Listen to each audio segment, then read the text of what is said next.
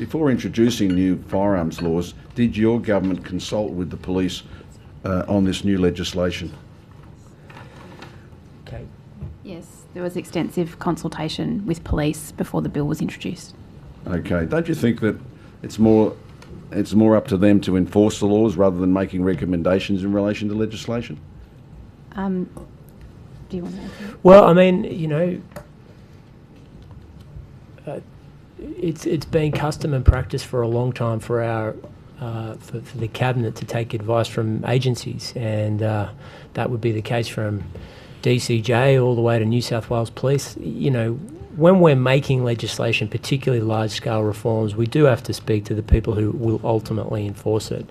There might be unintended consequences, the circumstances might have changed, they may see aspects of the legislation that, or reform that is problematic that we don't see because we're not responsible for enforcing it. So that'd be a long-standing practice for governments in the state. Well, Premier, do you think that the police advising you that that there are such a thing as belt-fed shotguns is really at the level of professionalism that we would expect from New South Wales Police?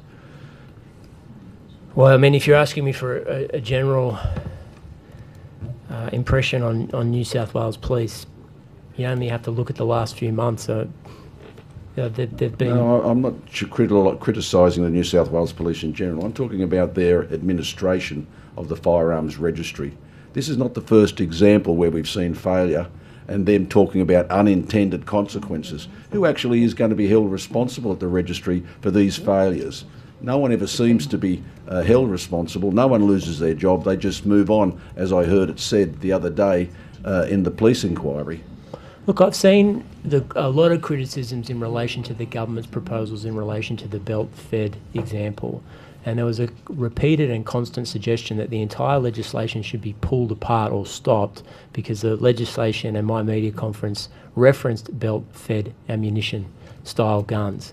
The truth of the matter is there is an example of a belt-fed firearm being sold in New South Wales. That's just the fact. And for want of a confusion or a disagreement in the past, it's common for governments to include within legislation, to put beyond the benefit of the doubt, that example into the bill. And I know I've seen social media posts saying, oh, well, the whole bill's garbage, it should be thrown out because belt-fed ammunition isn't a character or part of sales in the state. That's not true. It has been. There have been examples of it. Well, I'm sorry to quibble with you. I don't believe that's actually true.